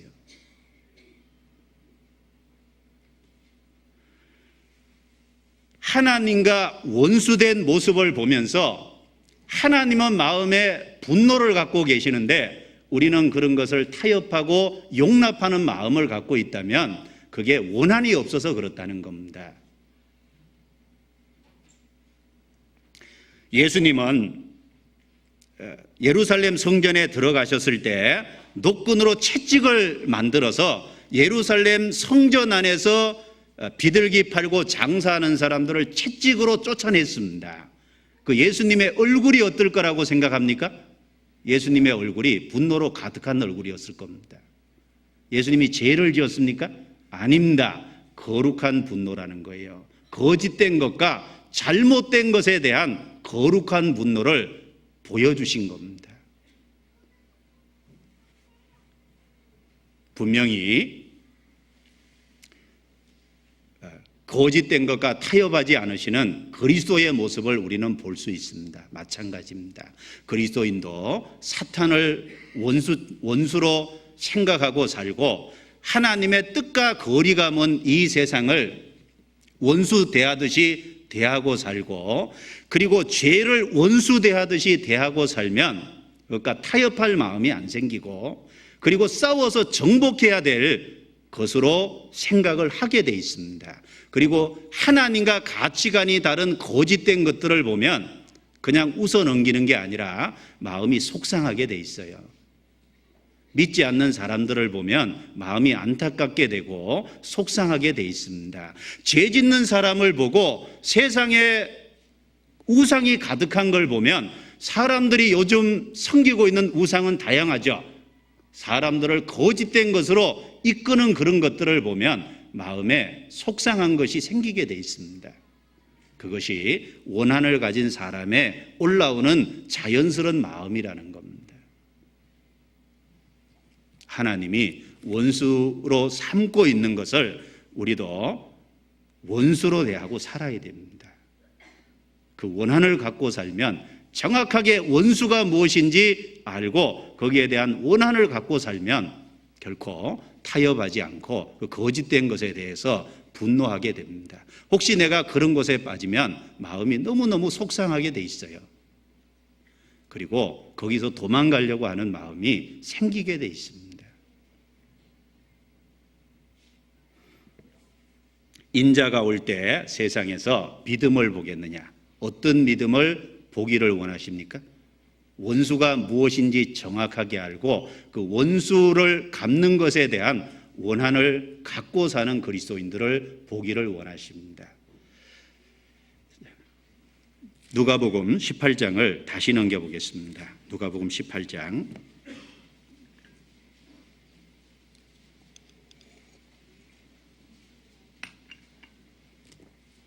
누가복음 18장 5절입니다. 이 과부가 나를 번거롭게 하니 내가 그 원한을 풀어주리라. 그렇지 않으면 늘 와서 나를 괴롭게 하리라 하였느니라. 주께서 가라사대 불의한 재판관의 말한 것을 들으라. 7절 같이 읽습니다. 하물며 하나님께서 그 밤낮 부르짖는 택하신 자들의 원한을 풀어주시지 아니하시겠느냐? 저희에게 오래 참으시겠느냐? 자, 이 원한이라 그랬을 때 원수가 누군지를 알고 그 원수를 정복하기를 바라는 그 원한을 갖고 사는 것을 말하는 동시에, 여기 택하신 자들의 원한이라고 했을 때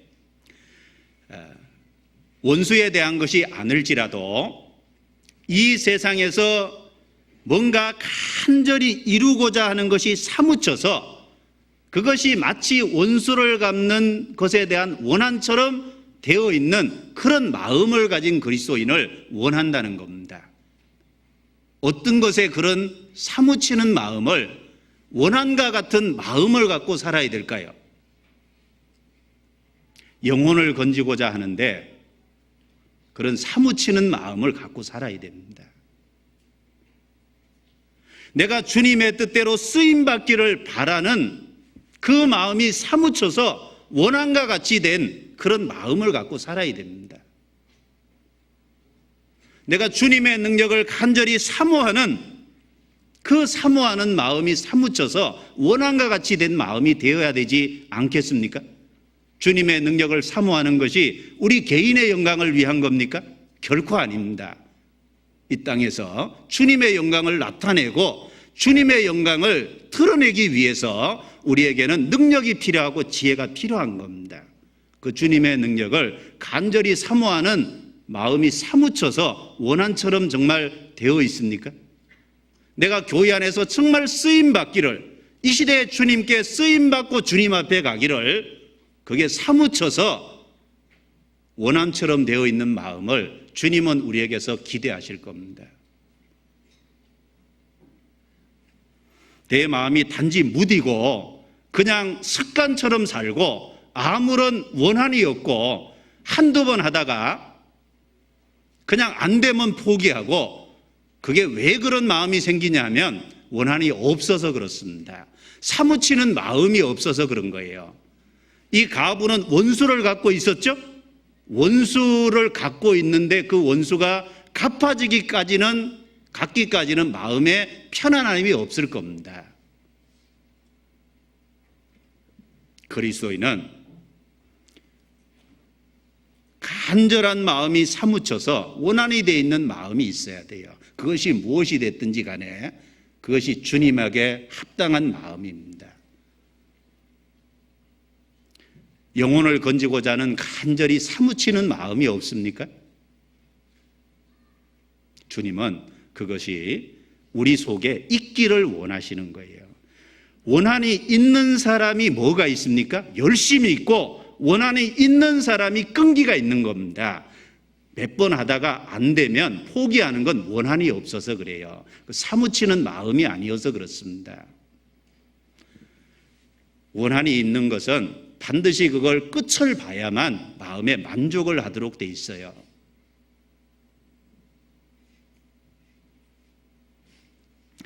영혼을 건지기를 간절히 사모하는 그 정말 원한을 가진 마음, 그런 마음이 어떤 마음일까요? 로마서 9장을 한번 보겠습니다. 로마서 9장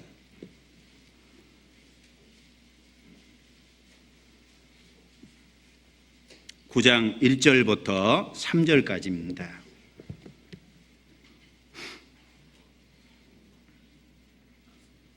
같이 읽어보겠습니다. 그러므로 이제 로마서 9장 1절부터 3절까지 같이 읽습니다. 내가 그리스도 안에서 참말을 하고 거짓말을 아니하노라. 내게 큰 근심이 있는 것과 마음에 그치지 않는 고통이 있는 것을 내 양심이 성령 안에서 나로 더불어 증거하노니 나의 형제 곧 고륙의 친척을 위하여 내 자신이 저주를 받아 그리스도에게서 끊어질지라도 원하는 바로라. 이것이 원한을 가진 사람의 마음이다 라고 할 수 있습니다. 바울은 아무것도 근심하지 말라라고 빌립보서 4장 6절에 말했습니다. 그런데 여기 바울께서 말하기를 내게 큰 근심이 있는 것과 그치지 않는 고통이 있는 것을 내 양심이 성령 안에서 증거한다. 아무것도 염려하지 말라고 했던 바울에게 큰 근심과 그치지 않는 고통이 있었습니다. 여러분, 세상 근심은 헛된 것이고 세상 근심은 아무런 가치가 없는 겁니다. 진짜 우리가 근심해야 될 근심이 있죠. 내 가족이 구원받지 않으면 근심이 없습니까? 마음에 근심이 있게 돼 있습니다. 교회 안에 연약한 분들이 있고 문제가 있는 분이 있으면 마음에 근심이 생기도록 돼 있어요. 그런 분이 있어도 아무런 문제가 없다. 그렇지 않습니다. 마음에 근심이 있도록 돼 있습니다. 그리고 여기 바울이 말하는 근심과 큰 고통은 바로 자신이 이방인에게 전도하면 이방인들은 구원을 잘 받아들이는데 동족인 유대인이 복음을 배쳐가는 겁니다. 그 동족이 구원받기를 진짜 원했습니다. 사모했습니다. 그것이 마음에 사무치죠. 이방인에게 복음을 전하면 전할수록 동족에 대한 안타까움이 생기는 거예요. 그것은 마치 우리가 가족이 구원받지 않은 사람을 놔둔 상태에서 다른 사람을 구원을 전도해서 다른 사람이 구원을 받으면 자기 가족에 대한 안타까움이 더 생기잖아요. 동일한 마음입니다. 그 마음이 사무치고 사무쳐서 자기가 그리스도에게서 끊어질지라도 정말 원한다. 그러나 그렇게는 될 수 없죠. 그러나 그 마음만은 자기가 이뤄질지라도 동족이 구원을 받기를 바라는 정말 그런 간절한 마음이 있었습니다.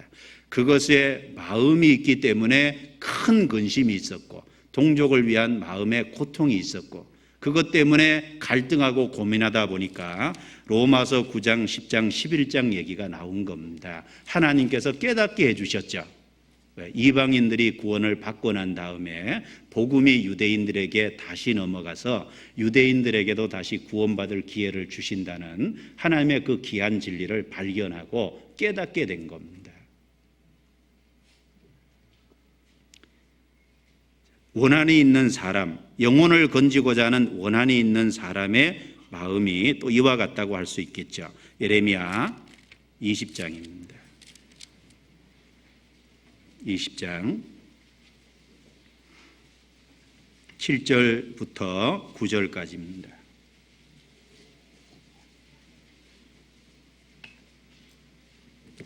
(7절부터 9절까지) 찾으셨으면 제가 읽겠습니다. 여호와여, 주께서 나를 권유하심으로 내가 그 권유를 받았사오며 주께서 나보다 강하사 이기셨으므로 내가 조롱거리가 되니 사람마다 종일토록 나를 조롱하나이다.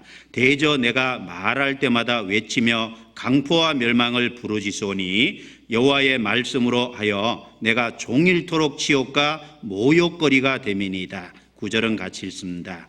내가 다시는 여호와를 선포하지 아니하며 그 이름으로 말하지 아니하리라 하면 나의 중심이 불붙는 것 같아서 골수에 사무치니 답답하여 견딜 수 없나이다.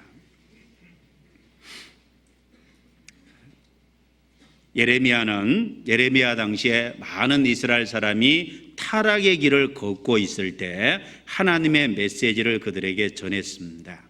그 메시지를 전할 때 예레미야에게 돌아오는 응답은 조롱과 온갖 박해와 그리고 심지어 감옥에 들어가고 많은 육체적인 어떤 그 고통까지 그걸 전하면서 받게 됐습니다. 예레미야의 가장 친한 친구조차도 예레미야가 타락하기를 기다렸다라는 말씀이 성경에 나옵니다. 전하면 돌아오는 것이 곧바로 그들이 회심하고 그 메시지를 받아들인 게 아니라 조소와 핍박이었습니다. 너무너무 조롱과 핍박을 받다 보니까 지쳤습니다. 그래서 내가 다시는 말하나 봐라 라고 생각했는데 돌아서면 말하지 않고는 중심이 불붙는 것 같아서 답답하여 견딜 수 없다 그랬죠. 우리가 구원받지 않은 가족에게 가서 말을 하면 잘 안 받아들이고 조소와 핍박만 돌아오는 경우가 많이 있습니다. 그래서 답답해서 그 장소에 있을 때는 내가 다시 말하나 봐라 그러죠. 그런데 나중에 가면 또 그렇게 말하고 있습니다. 그게 마음에 그 가족을 전도하고자 하는, 그 가족을 주님께 인도하고자 하는 그 마음에 원한이 있기 때문에 내가 결국 그걸 보고야 말리라고 하는 그 끈질긴 마음이 있기 때문에 그럴 수 있습니다. 전도하고자 하는 마음이 사무쳐 있는 겁니다. 그런데 한두 번 하다가 포기하는 것은 마음속에 그 간절한 마음이 없어서 그렇습니다. 항상 기도하고 낭망치 말아야 될 것을 얘기했죠. 마음에 원한이 있으면, 그게 사무치는 마음이 되어 있으면 하게 되어 있다는 겁니다. 사도행전 14장에 보면 바울 사도는 이고니온이라는 루스드라는 곳에 가서 돌에 맞아서 그 죽임 당했죠. 그리고 바깥에 죽은 줄 알고 사람들이 내다버렸는데 실제로 죽었을 수 있습니다. 하나님이 다시 살린 것일 수도 있죠. 그런데 바울은 일어나서 다시 또 들어갔잖아요. 그 성 안에. 우리는 다른 곳으로 옮겨갔을 줄 아는데 다시 성에 들어갔다는 말씀이 있죠. 왜? 그 성 안에 복음의 메시지를 듣고 구원받은 형제들을 세워야 되기 때문에, 격려해야 될 말이 있기 때문에 다시 들어갔습니다. 그 마음에 원한이 있는 사람의 모습이 그와 같다라고 말할 수 있을 겁니다.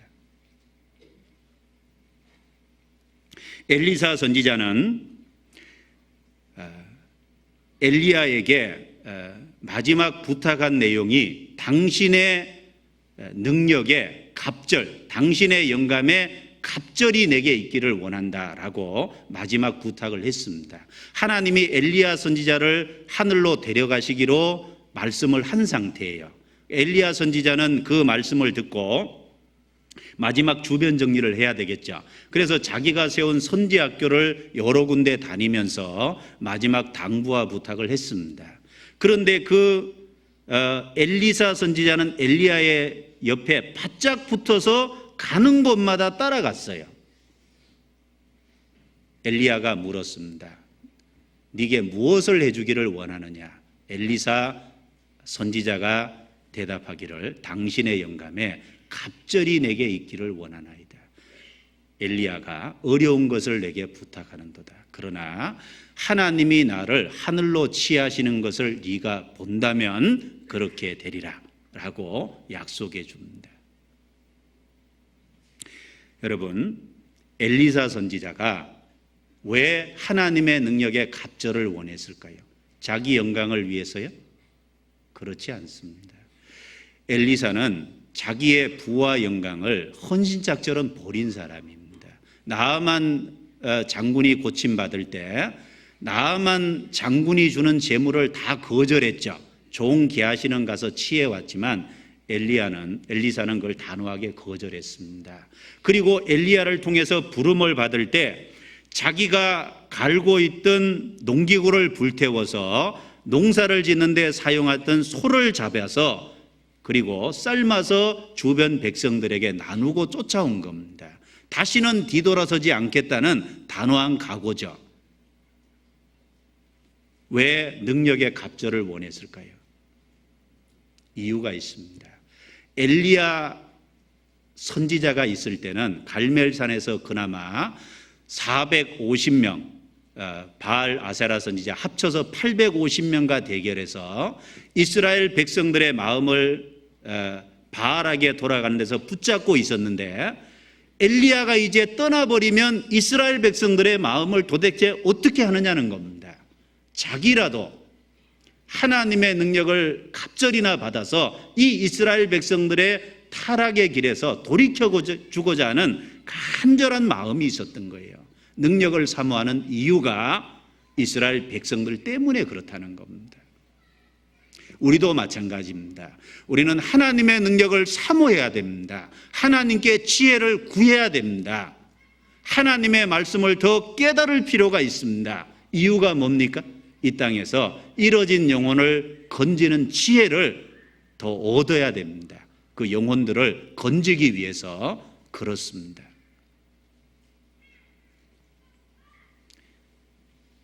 하나님 앞에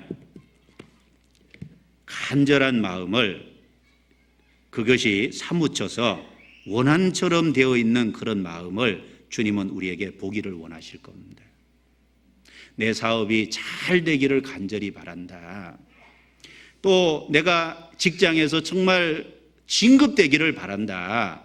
부자 되기를 바란다. 그런 게 아니라 이뤄진 영혼을 건지고 주님께 쓰임받고 주님의 영광을 이 땅에 더욱 나타나기를 바라는 그 마음이 확장돼서 사무쳐서 원수를 갖고자 하는 원한처럼 되어 있는 그 마음, 그런 마음이 있는 사람을 주님은 귀하게 보십니다. 그런 사람을 주님은 찾으실 겁니다. 요한 웨슬레는 그런 사람이었다라고 말할 수 있겠죠. 요한 웨슬레는 세계는 나의 교구다라는 말을 했습니다. 자, 우리 시대 우리는 전 세계적으로 저희를 통해서 복음이 확장되는 것을 보고 있습니다. 우리는 더 넓은 곳에 더 많은 나라에 복음이 확장되기를 사모하고 간절히 원해야 되겠습니다. 그것이 몇몇 사람의 염원 가지고 될 것이 아니죠. 모든 사람의 마음이, 그런 마음이 합쳐져야 될 겁니다. 웨슬레는 세계는 나의 교구다라고 했습니다. 그런 마음을 갖고 그는 평생을 전도했고, 웨슬레가 임종할 당시에 감리교의 교세를 누가 적어놨던데 제가 여기 적어왔습니다. 웨슬레가 임종할 당시에 영국에는 294명의 설교자가 있었고 71,688명의 감리교 신자가 있었대요. 미국도 전도하러 많이 갔죠. 미국에는 198명의 설교자와 43,265명의 감리교 신자가 있었답니다. 그래서 웨슬레가 임종할 당시에 총 감리교 산하에 492명의 설교자와 11만 4,933명의 감리교 신자가 있었다. 이런 통계가 있습니다. 세계는 나의 교구라고 부르짖고 외치고 부지런히 복음을 전하러 다닌 그 웨슬레를 하나님이 귀하게 쓰셨습니다. 그리고 그 밑에 수많은 동역자들이 마음을 같이해 줬을 거고 거기에 깨달은 사람들이 합심해 줬을 겁니다. 그래서 그 시대에 많은 복음의 역사를 이뤘다라고 할 수 있습니다. 우리 시대도 마찬가지입니다. 그런 원한을 가진 사람이 많을수록 정말 주님께 쓰임받기를 바라는 원한을 가진 사람이 많이 일어날수록 그런 동역자와 합심하는 사람이 더 많을수록 복음은 더 넓게 확장되고 더 많은 나라에 복음이 전해질 겁니다.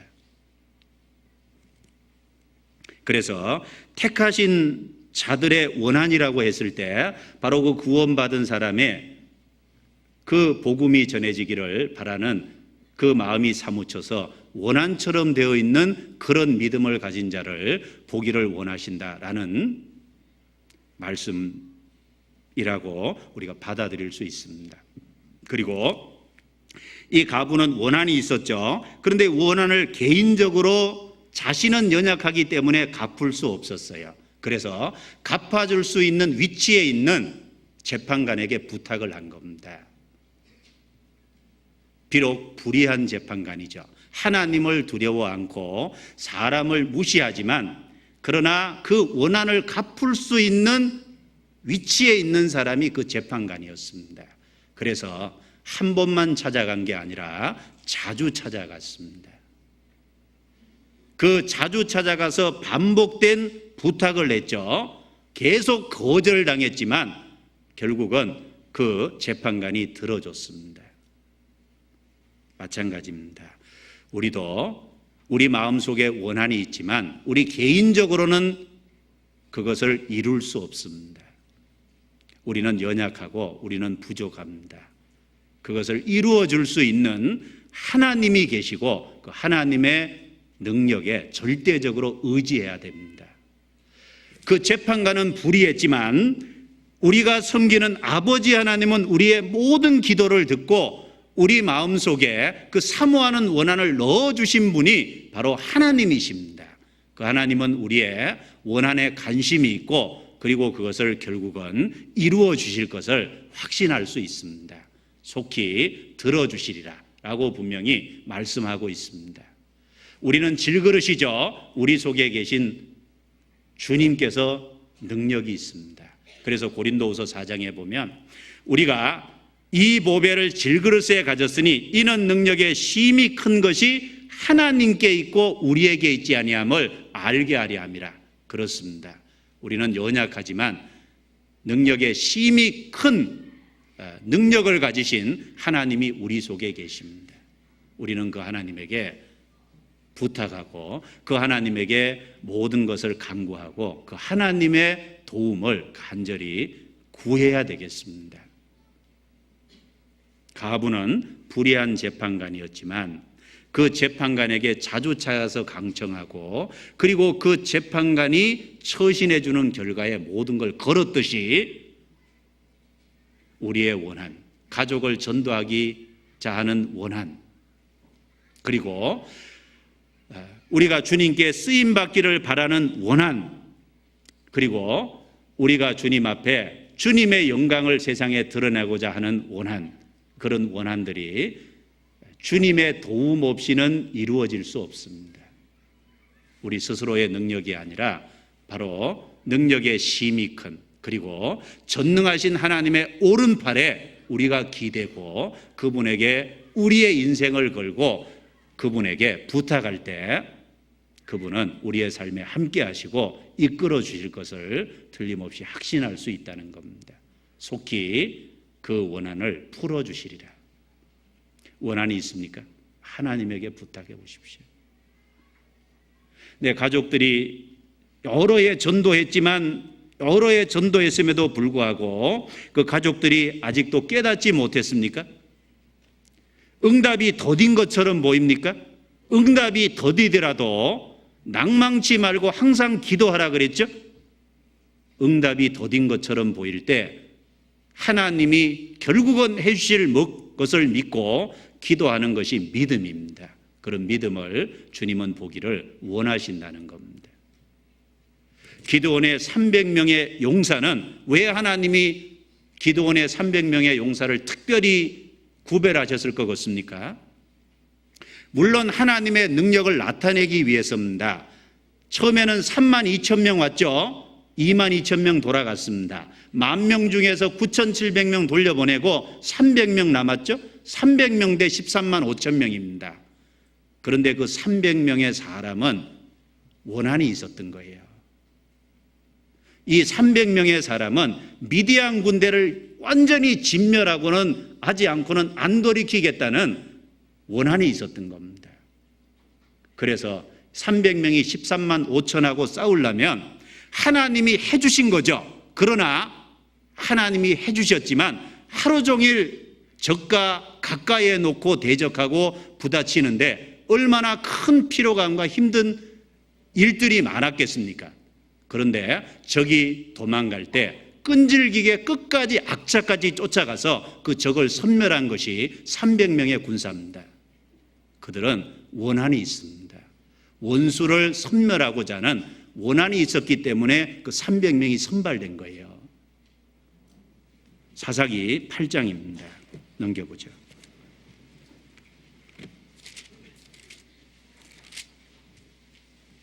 사사기 8장 4절입니다.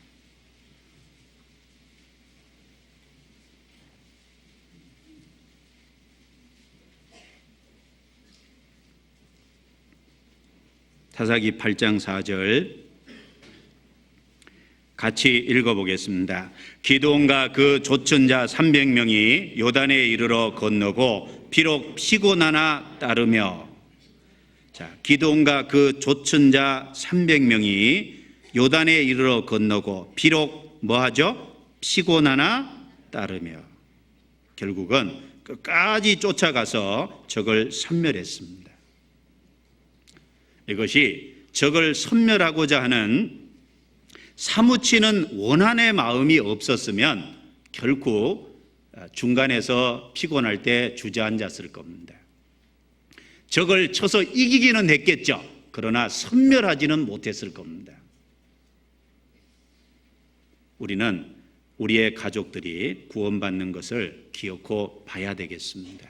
더 많은 복음의 역사가 전 세계로 확장되는 걸 우리가 살아있는 시대에 우리가 정말 보기를 간절히 사모하고 우리가 할 수 있는 일을 해야 될 겁니다. 우리 마음속에 말씀을 통해서 더 사모하는 마음과 사무치는 마음을 가질 수 있도록 열심을 담을 수 있도록 준비할 수만 있다면 중간에 장애물이 있다고 포기하지 않을 겁니다. 끝까지 반드시 따를 거다라고 확신할 수 있습니다. 그리고 그 끈질긴 가부와 같은 그런 믿음을 가진 자를 주님 오실 때 보시고 결국은 그들을 주님이 귀하게 대하실 겁니다. 몇 구절만 보고 마치겠습니다. 마태복음 24장 몇 구절만 찾죠. 마태복음 24장.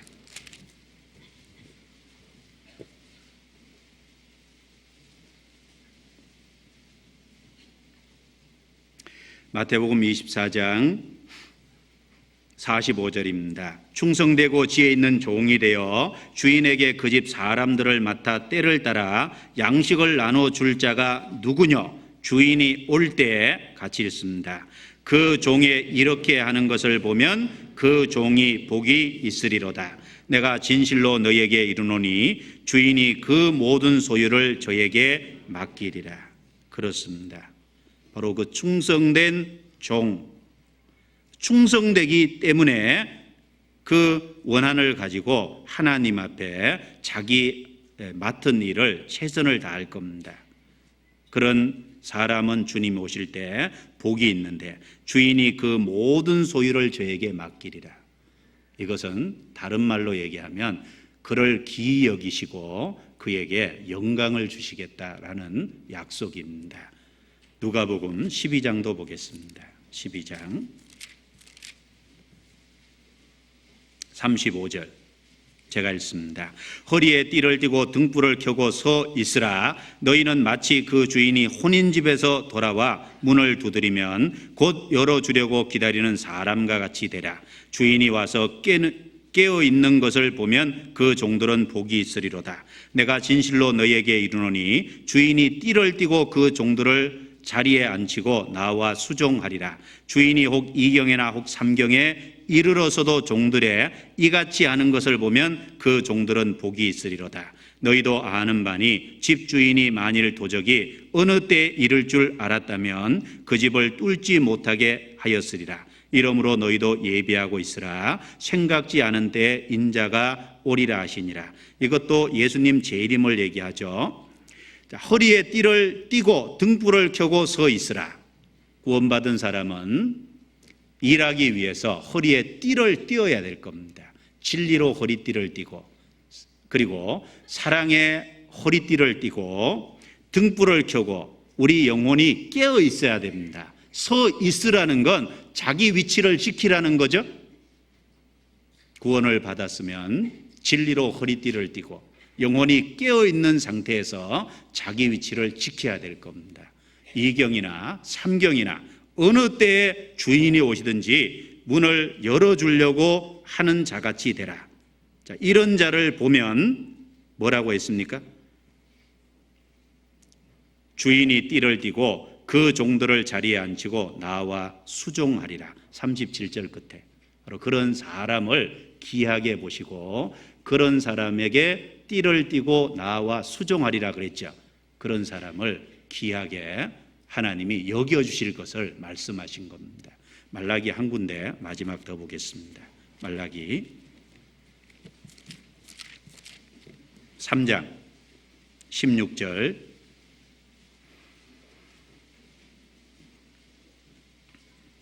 그때 여호와를 경외하는 자들이 피차에 말하매 여호와께서 그것을 분명히 들으시고 여호와를 경외하는 자와 그 이름을 존중히 생각하는 자를 위하여 여호와 앞에 있는 기념책에 기록하셨느니라. 같이 읽습니다. 만군의 여호와가 이르노라. 내가 나의 정한 날에 그들로 나의 특별한 소유를 삼을 것이요 또 사람이 자기를 섬기는 아들을 아낀 같이 내가 그들을 아끼리니 그때 너희가 돌아와서 의인과 악인이며 하나님을 섬기는 자와 섬기지 아니하는 자를 분별하리라. 그런 자를 나의 특별한 소유를 삼을 것이다. 하나님의 특별한 소유, 하나님이 그 사람을 귀하게 여겨주실 것을 말씀하고 있습니다. 나의 모든 것을 맡기리라 그랬죠. 내가 저를 섬기리라 그랬죠. 그리고 나의 특별한 소유를 삼을 것이라고 말씀하십니다. 인자가 올 때 세상에서 믿음을 보겠느냐? 하나님이 우리에게서 보기 원하는 건 믿음입니다. 그리고 그 믿음의 가치는 이 세상 어떤 것과 비교할 수 없습니다. 내가 구원받고 주님을 따라가는 신앙과 어떤 것도 바꾸지 마십시오. 내가 그 믿음의 가치가 바르다는 걸 알면 세상 것도 이 믿음의 가치와 거스리는 세상 것도 포기할 수 있습니다. 그리고 다른 믿음이 중요하다는 걸 더욱 깨닫고 우리 자신의 신앙을 더 견고하게 하고 그리고 구원받은 것 그것에서 멈추지 말고 바로 불의한 재판관에게 강청하는 가부와 같은 신앙을 갖고 이 시대에 주님이 다시 오시기를 기다리고 살아야 되겠습니다. 원수가 누군지 정확하게 알고 그 원수에 대한 원한을 갖고 또 우리 삶 속에 원수를 갖고자 하는 원한처럼 간절히 사모하는 마음에 분명한 무엇인가가 있어야 될 겁니다. 그것이 있는 사람은 열심히 있고 결국은 중간에 더디 응답된다고 장애물이 있다고 결코 포기하지 않을 겁니다.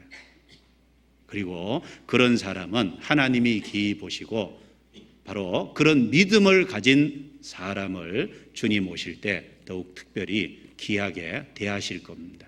기도하고 마치겠습니다.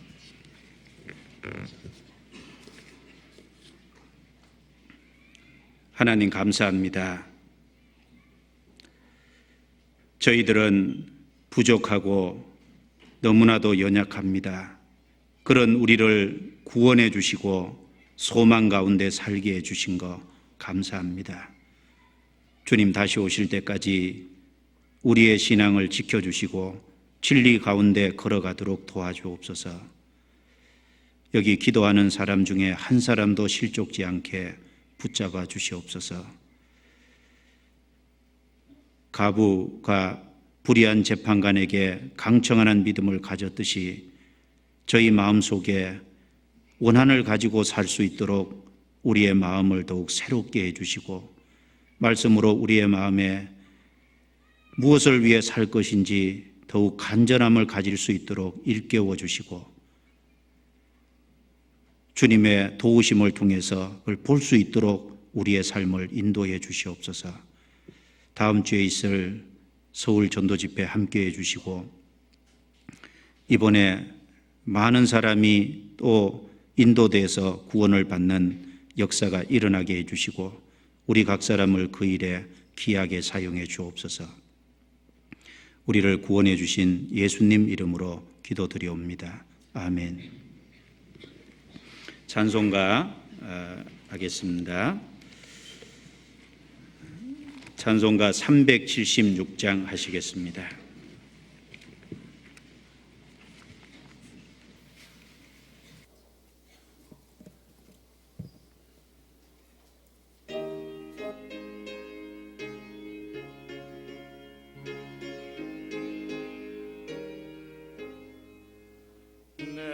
평생 소원 이것뿐 주의 일 하다가 이 세상 이별하는 날 주 앞에 가리라. 꿈같이 헛된 세상 일 취할 것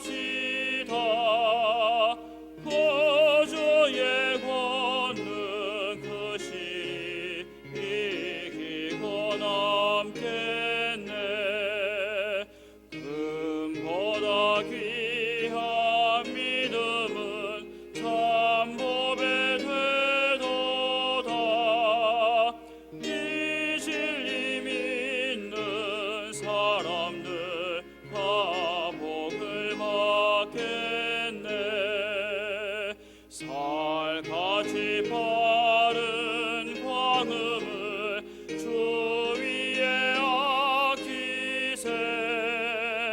온 몸과 마음을 바치고 힘써서 일하세.